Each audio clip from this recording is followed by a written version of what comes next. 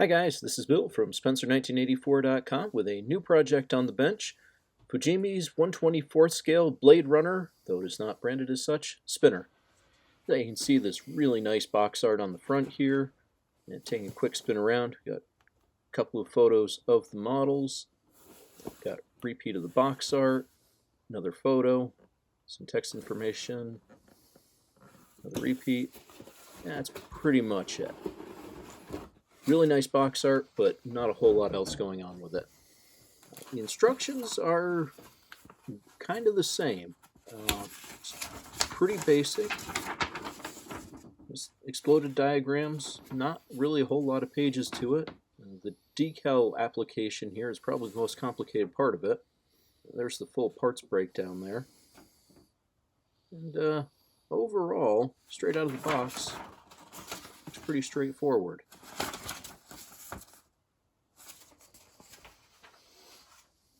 Taking a look at the kit itself, the first thing we've got here are some photo etched spinner badges. So those are nice and sharp. We also have the wider decal sheet I'm not going to get into right now. We've got clear parts here, which includes the canopy, the windows, and the light covers. Those will look nice and clean.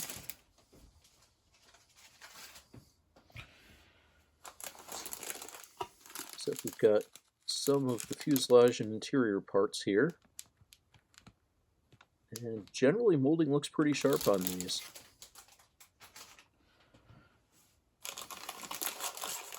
Next up we've got the upper part of the main hull. And that looks pretty good. Don't see any flash or mold marks on it. Pretty sharp detailing here. Give it a spin around the back. Nicely done there. Next up we've got the bottom of the main hull. We've got those bottom windows there. And pretty decent detailing on this. So far so good. We've got the outer sides and the rear bulkhead for the interior, which this is going to be a bit of a problem, but we'll get to that later. We've got some more greebles. And I really like the way they did this, because we've got two identical parts trees here, so that we get the duplicated parts like the two seats, the four wheels, the thrusters, and the lights that all need to be repeated. And those look pretty sharp too. Yeah, overall, very happy with that. Last up, we've got the tinted parts for the lights. Yeah, those look pretty clean. Don't see any flash or clouds in there. So now if that were it, this would probably be a pretty quick build. Just not a whole lot of parts as you saw. Decals and maybe the lights and thrusters are about the only things that need a fair amount of work. But that is not it, because I also picked up the Paragraphics Photo Etch set for this kit.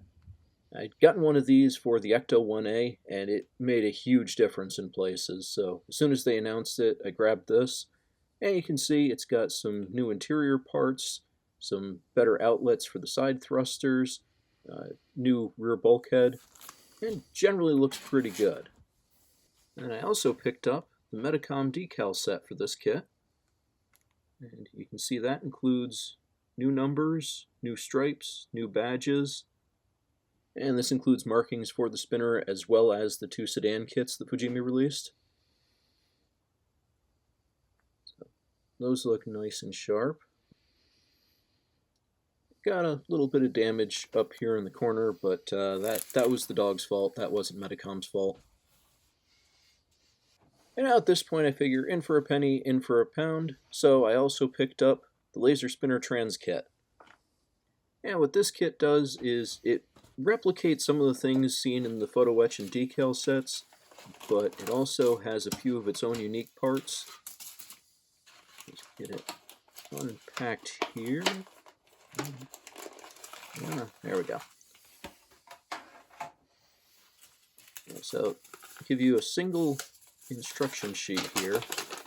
Kind of lays out what all has to be done.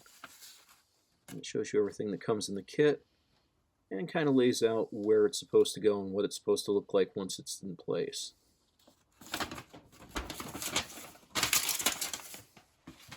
So what do we got in it?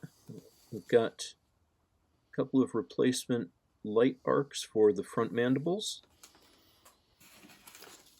We've got some new parts for the top light.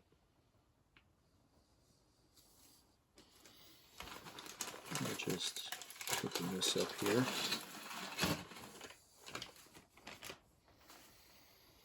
And next up we've got new seats with texturing and the headrests included.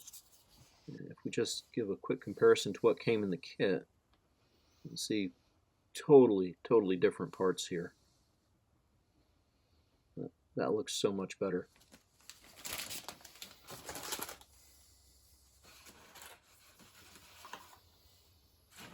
And next up we've got new rear bulkhead. And this is something that the Paragraphics set also included, but I'm going to have to compare those, see which one I like better. We've got a clear center console here. That's mostly in case you want to light it up, but I'll take a look and see which one I think looks better. You can see they also included some decals for you.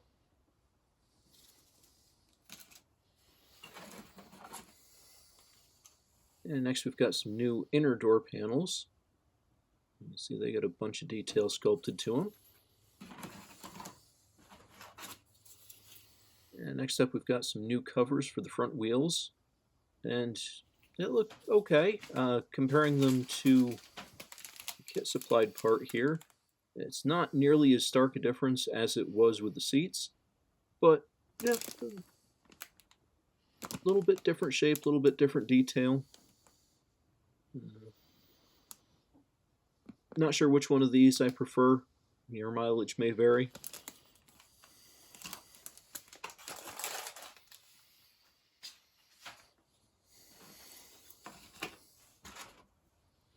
And next up we've got one of the lasers and a new monitor. We've got some new duct vents. Pretty sharp. We've got the other laser.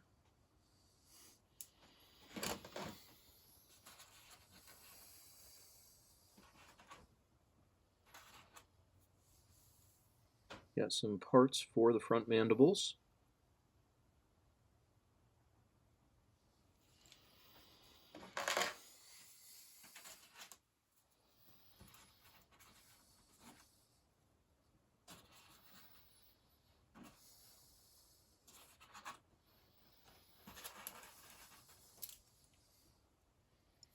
And finally, we've got the other monitor, wheel covers, and some more console parts. So that does it for that Transkit. And the last thing that I got for this build isn't parts or decals, but it is the Hollywood Extravaganza issue of Scale Auto with Terry Jesse's excellent build-up of this kit. And he uses the Paragraphics photo etch set in it, so I'll be able to use that for some reference, as well as the movie, the RPF, and everything else that I've been collecting. So I am going to get started on this. Not sure exactly where I'm going to get started on this. Gonna have to see what the best method of tackling so many different parts is going to be. But I will have an update on it next week. You can check back then, and thanks for watching.